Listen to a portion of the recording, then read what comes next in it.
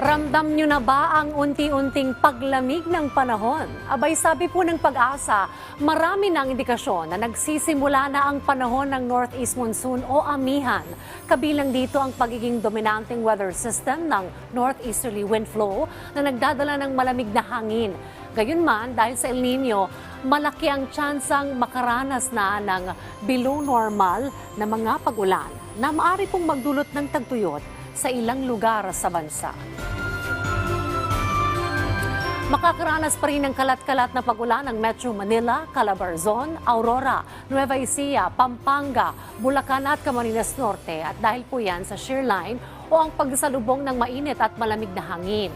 Nang dahil naman sa Northeast Monsoon o amihan, magkakaroon ng mahinang pag-ulan sa Batanes, Cagayan, Isabela, Apayao at Kalinga habang bahagyang magiging maulap sa Ilocos Region, natitirang bahagi ng Cordillera at Cagayan Valley na may isolated light rains. Posible namang makaranas ng isolated rain showers at thunderstorms sa natitirang bahagi ng bansa.